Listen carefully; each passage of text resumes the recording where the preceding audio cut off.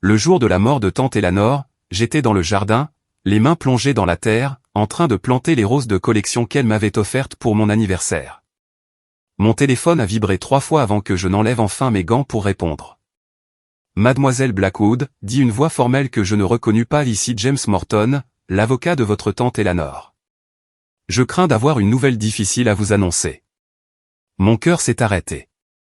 Les roses, soudain, me parurent lourdes entre mes mains. Le dernier cadeau d'Eleanor. Que s'est-il passé?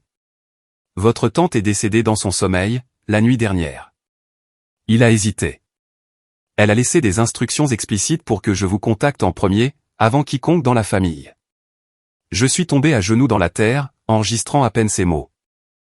Tante Eleanor, la femme qui m'avait appris à lire, qui me donnait en cachette des cookies aux pépites de chocolat pendant les mornes réunions de famille, qui avait soutenu chacun de mes rêves était partie.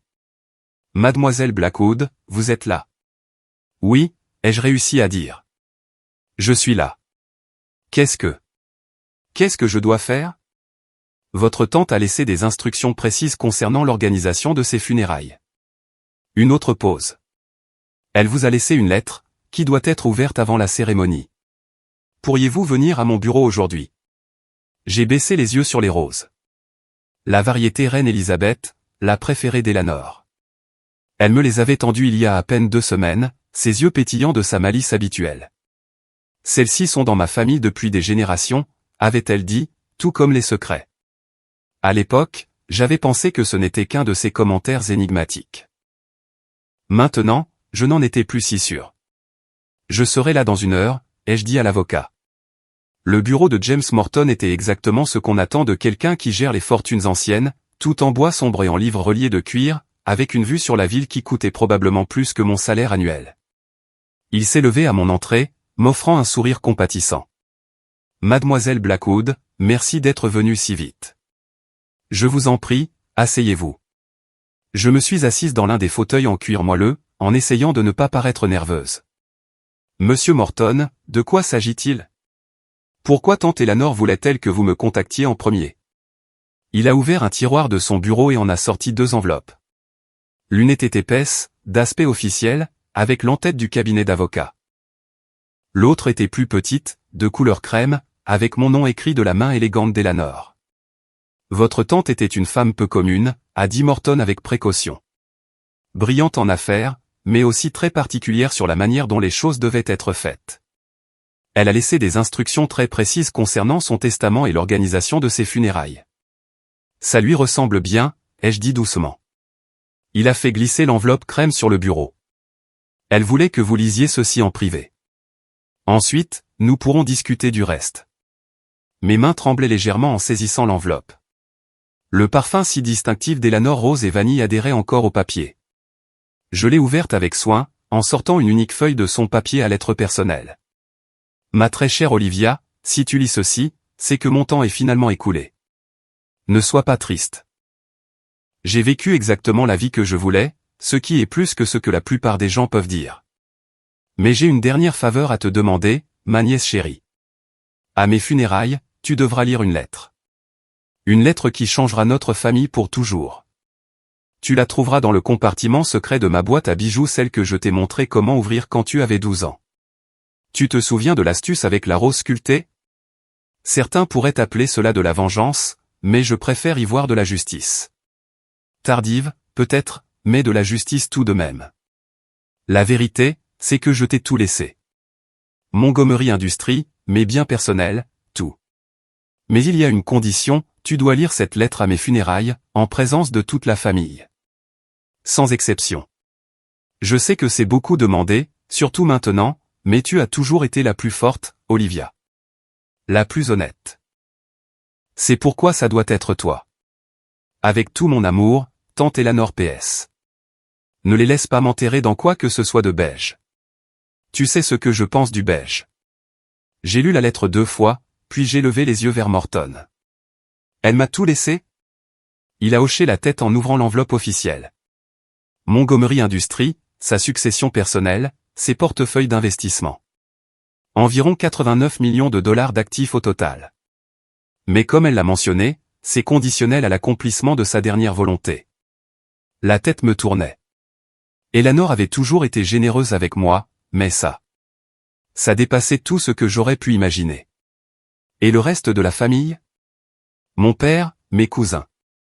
Il y a quelques petits legs, mais la majeure partie de la succession est à vous. À condition, bien sûr, que vous acceptiez ces termes. J'ai pensé à mon père, qui avait toujours jalousé le succès de sa sœur cadette. À mes cousins, qui avaient passé des années à flatter Eleanor, dans l'espoir d'hériter de sa fortune.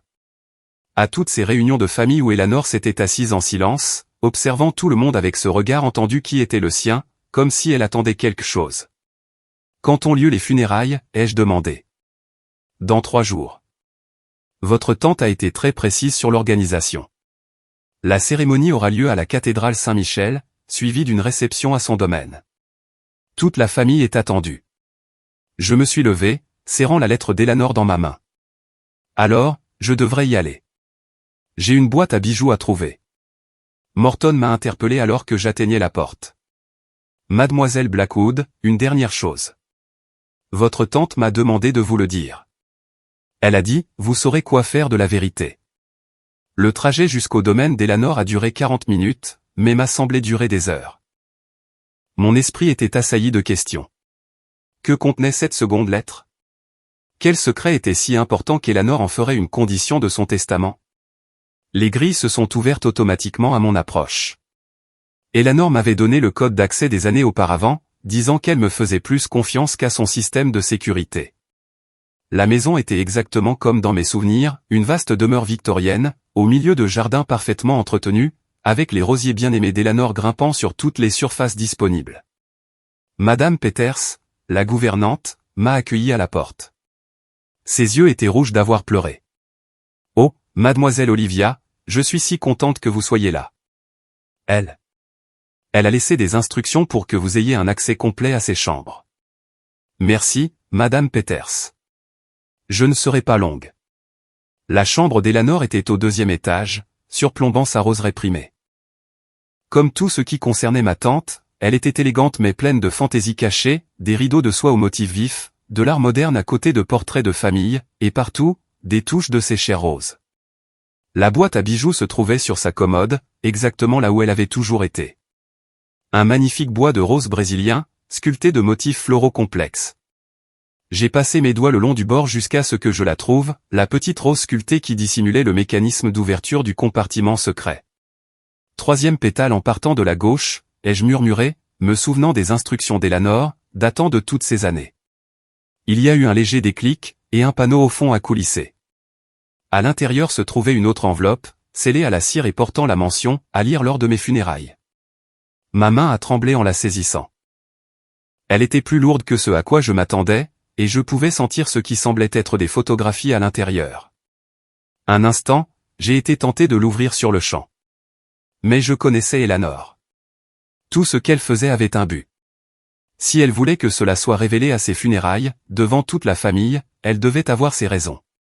J'ai glissé l'enveloppe dans mon sac et j'ai jeté un dernier regard à la pièce. Sur la table de chevet, il y avait une photo encadrée que je n'avais jamais vue auparavant, Eleanor, jeune femme, debout devant le premier bureau de Montgomery Industries. Elle arborait ce sourire entendu qui était le sien, celui qui me donnait toujours l'impression qu'elle pouvait voir à travers les faux-semblants des gens. Que savais-tu, ma tante, ai-je murmuré à la photographie. Quel secret valait la peine d'attendre toute une vie pour le révéler? Les 3 jours suivants se sont écoulés dans un tourbillon d'arrangements funéraires et de drames familiaux. Mon père a appelé 6 fois, alternant entre l'inquiétude concernant mon implication dans l'organisation et une anxiété à peine dissimulée au sujet du testament.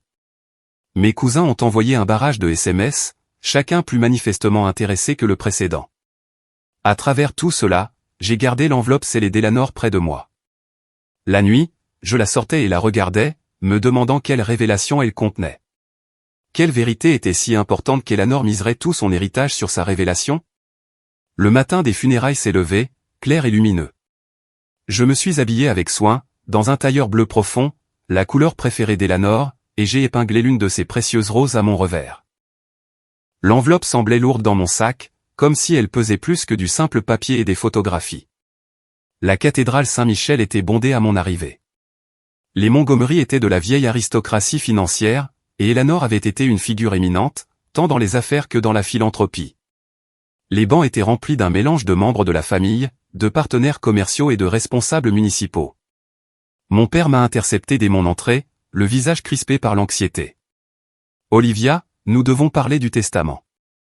Morton ne veut rien nous dire. Il dit que nous devons attendre la fin de la cérémonie. Qu'est-ce qui se passe ?» Je l'ai regardé droit dans les yeux. « Nous le découvrirons tous ensemble, papa. C'est ce que tante Eleanor voulait. » Il m'a attrapé le bras alors que j'essayais de passer. « Olivia, si tu sais quelque chose. »« Lâche-moi, papa, » ai-je dit calmement, mais fermement. « Ce sont les funérailles d'Eleanor. Montre un peu de respect. » La cérémonie elle-même fut magnifique, exactement comme Eleanor l'aurait voulu. Pas de beige en vue. Les fleurs étaient toutes des roses, dans des rouges profonds et des roses vifs, ses couleurs préférées. Le prêtre a parlé de sa générosité, de son intelligence, de son dévouement à rendre le monde meilleur. Finalement, le moment est venu. Morton a attiré mon regard depuis le premier rang et a fait un léger signe de tête. Mes mains tremblaient légèrement alors que je me dirigeais vers le pupitre, l'enveloppe d'Eleanor serrée dans mes mains. La cathédrale est tombée dans le silence alors que je faisais face à l'assemblée. Mon père était assis au premier rang, son visage un masque d'anxiété à peine contenu. À côté de lui, mes cousins John et Rebecca se penchaient en avant avec avidité, tels des vautours attendant leur prochain repas. J'ai pris une profonde inspiration, humant le parfum de rose qui emplissait l'air. À cet instant, je pouvais presque sentir Eleanor se tenir à mes côtés, me donnant de la force. Avant de mourir, ai-je commencé, ma voix stable malgré mon cœur qui battait la chamade, ma tante Eleanor m'a laissé une lettre avec des instructions précises. Elle voulait qu'elle soit lui ici, aujourd'hui, devant tous ceux qui la connaissaient. J'ai brisé le seau de cire lentement, consciente des centaines de regards qui suivaient chacun de mes mouvements. À l'intérieur, il y avait plusieurs feuilles de papier et, comme je l'avais soupçonné, des photographies. En les sortant, j'ai entendu mon père émettre un son étranglé depuis le premier rang. La première photographie montrait une jeune Eleanor, debout à côté d'un homme que je ne reconnaissais pas. Ils souriaient tous les deux, tenant ce qui ressemblait à des plans. La deuxième photo montrait le même homme sur ce qui semblait être un chantier de construction, avec les premières fondations de ce que je reconnaissais maintenant comme le premier bâtiment de Montgomery Industries. Je m'appelle Eleanor Montgomery, ai-je lu dans la lettre, et voici la vérité sur la création de Montgomery Industries. Mes mains étaient stables alors que je commençais à lire la lettre d'Eleanor, ma voix portant clairement à travers la cathédrale silencieuse. Je m'appelle Eleanor Montgomery, et voici la vérité sur la création de Montgomery Industries. L'homme sur ces photographies est Harold Bennett, un brillant ingénieur et mon partenaire en affaires en 1975. Il était aussi le véritable fondateur de ce qui allait devenir Montgomery Industries. Un murmure a parcouru l'assemblée. Au premier rang, le visage de mon père était devenu complètement blanc. Harold et moi nous sommes rencontrés à l'université, ai-je continué à lire. Nous partagions la vision de créer des matériaux de construction durables qui révolutionneraient l'industrie. Harold avait le génie technique, et j'avais le sens des affaires. Ensemble, nous avons créé les fondations de ce que Montgomery Industries deviendrait. J'ai sorti une autre photographie. Celle-ci montrait Eleanor et Harold se serrant la main au-dessus de ce qui semblait être un contrat. Nous étions des partenaires égaux, partageant tout à 50-50e. Les brevets, l'entreprise, les bénéfices tout était partagé entre nous. Jusqu'à la nuit du 15 octobre 1976, où Harold est mort dans ce qui a été rapporté comme un accident de voiture. Mon père a commencé à se lever, mais mon oncle James l'a fait se rasseoir. J'ai continué à lire. Mais ce n'était pas un accident. Les conduites de frein de la voiture d'Harold avaient été coupées. Je l'ai découvert trop tard, après que la police eut déjà classé l'affaire. J'ai aussi découvert autre chose. Des documents avaient été déposés quelques heures seulement avant la mort d'Harold, transférant la totalité de sa part de l'entreprise au Montgomery Family Trust. Des documents qui portaient sa signature. J'ai levé les yeux, croisant directement le regard de mon père. Une signature que je sais maintenant avoir été falsifiée par son partenaire commercial de l'époque, mon propre frère, Richard Montgomery. La cathédrale a éclaté en halètements et en chuchotements. Mon père s'est levé, le visage déformé par la rage. « Arrête ça immédiatement », a-t-il crié. « C'est de la diffamation. »« Non, papa », ai-je dit calmement. « C'est la vérité. Tante Eleanor a laissé des preuves. » J'ai brandi une pile de documents de l'enveloppe. Le contrat original entre Eleanor et Harold. L'analyse médico-légale des documents falsifiés. Des rapports de police qui ont été enterrés. Des virements bancaires. Elle a tout gardé. Pourquoi? La question est venue de mon cousin John, qui regardait son oncle mon père avec une horreur naissante. Pourquoi révéler ça maintenant? Je me suis retourné vers la lettre d'Eleanor. Je révèle cela maintenant car j'ai passé 45 ans à bâtir cette entreprise pour en faire quelque chose dont Harold aurait été fier.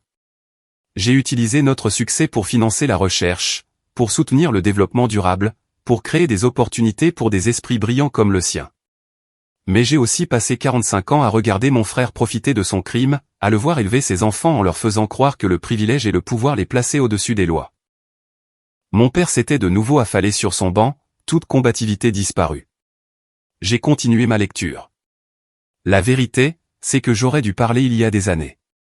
Mais au moment où j'avais rassemblé toutes les preuves, l'entreprise employait des milliers de personnes. Rendre cela public aurait détruit non seulement Richard, mais aussi d'innombrables familles innocentes qui dépendaient de Montgomery Industries pour leur subsistance. J'ai donc fait un choix différent. J'ai décidé d'attendre, de construire, de m'assurer que lorsque la vérité éclaterait enfin, l'entreprise y survivrait. J'ai sorti un dernier document de l'enveloppe, une enveloppe jaunie, adressée à la seule parente survivante d'Harold Bennett, sa fille Sarah. Ce qui m'amène à ma confession finale. Au fil des ans, j'ai suivi la fille d'Harold. J'ai financé anonymement son éducation, ses recherches, son travail en ingénierie durable. Je l'ai vu devenir le genre de scientifique brillante et éthique qu'était son père. Sarah Bennett dirige maintenant l'une des entreprises de technologie verte les plus innovantes du pays, bien qu'elle n'ait jamais su qui la soutenait. D'autres allaitements ont rempli la cathédrale alors qu'une femme se levait des bancs du milieu. Elle avait à peu près mon âge, avec les yeux sombres et l'expression déterminée d'Harold. Eleanor avait tout arrangé, s'assurant même que Sarah Bennett serait présente pour ce moment. La deuxième partie de mon testament, ai-je lu, ma voix devenant plus forte, lègue une part de 30% de Montgomery Industries à Sarah Bennett, en dédommagement partiel de ce qui a été volé à son père. La participation de contrôle revient à ma nièce, Olivia, le seul membre de la famille Montgomery qui a montré le même engagement envers l'éthique et l'innovation que Harold et moi partagions autrefois. J'ai levé les yeux sur les visages stupéfaits devant moi. La lettre est signée, Eleanor Montgomery, cofondatrice de Montgomery Industries et gardienne de sa plus grande honte. Le silence qui a suivi était assourdissant. Puis, lentement, Sarah Bennett a commencé à marcher vers l'avant de la cathédrale. Elle s'est arrêtée devant mon père, qui semblait avoir vieilli de plusieurs décennies en quelques minutes. Toutes ces années, a dit Sarah, sa voix tremblant légèrement, j'ai cru que mon père était un raté qui avait abandonné son travail. Je n'ai jamais su, jamais imaginé. Madame Bennett, ai-je dit en descendant du pupitre, je suis tellement désolé pour ce qui vous a été enlevé. Elle s'est tournée vers moi, les larmes aux yeux. Merci d'avoir eu le courage de lire cette lettre. Votre tante. Elle a veillé sur moi toute ma vie, n'est-ce pas? Elle essayait de réparer les choses, ai-je dit doucement, à sa manière. Les heures suivantes se sont écoulées dans un flou. La réception fut, sans surprise, tendue, les membres de la famille se divisant en factions, ceux qui exigeaient que la lettre soit supprimée, ceux qui insistaient pour aller à la police, et ceux qui restaient simplement assis, dans un silence stupéfait. Mon père a disparu immédiatement après la cérémonie. Je n'ai pas eu de ses nouvelles pendant des semaines, jusqu'à ce qu'il entre dans un centre de désintoxication, affrontant enfin la culpabilité qu'il avait portée pendant 45 ans. Dans les mois qui ont suivi, la vérité sur la fondation de Montgomery Industries est devenue de notoriété publique. Mais Eleanor avait eu raison, l'entreprise était assez solide pour y survivre. Avec l'expertise technique de Sarah Bennett et mon engagement envers la vision d'Eleanor, nous avons entamé un nouveau chapitre dans l'histoire de l'entreprise. Un an après les funérailles, je me tenais dans la roseraie d'Eleanor, qui fleurissait plus magnifiquement que jamais. Sarah m'avait rejointe pour ce qui était devenu notre réunion hebdomadaire, où nous discutions de tout, de la stratégie de l'entreprise à notre amour commun pour l'innovation durable.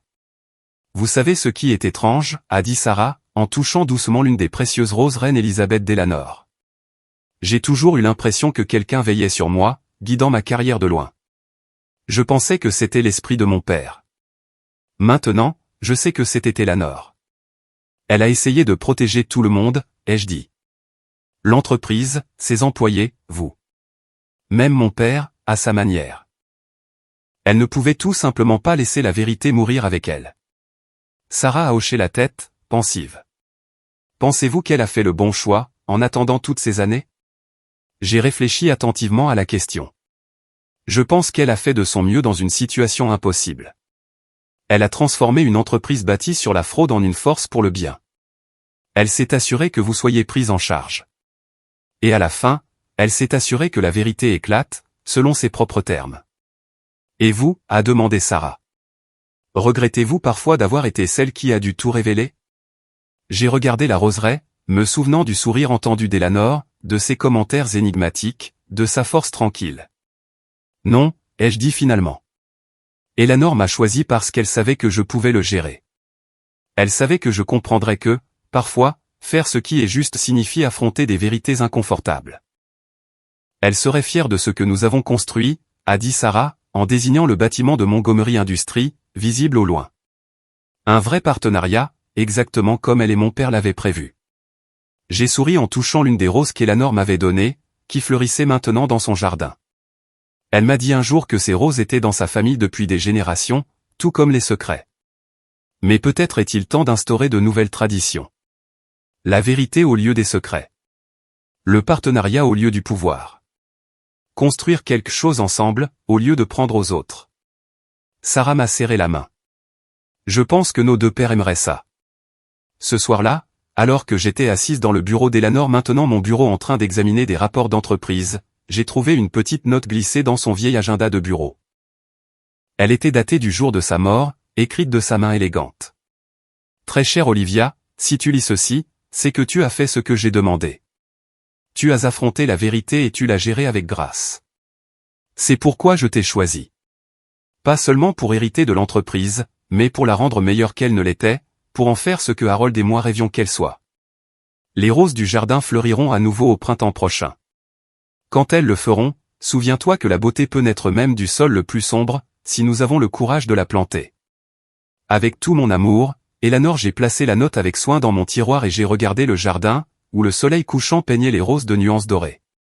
Elanor m'avait laissé bien plus qu'une entreprise. Elle m'avait laissé une chance de réparer un vieux tort, de construire quelque chose de significatif, de prouver qu'il n'est jamais trop tard pour que la vérité fleurisse. Demain, il y aurait des réunions, des décisions et toutes les responsabilités qui accompagnent la direction d'une entreprise de plusieurs millions de dollars. Mais pour l'instant, je restais assise dans le calme du bureau d'Elanor, entourée du parfum des roses, sachant que, parfois, les héritages les plus lourds ne se mesurent pas en argent, mais dans le poids des vérités que nous choisissons de porter. Et comme Elanor, je porterai cette vérité avec grâce, l'utilisant non pas pour détruire, mais pour construire, non pas pour punir, mais pour guérir. Créant quelque chose de beau à partir de la terre du passé.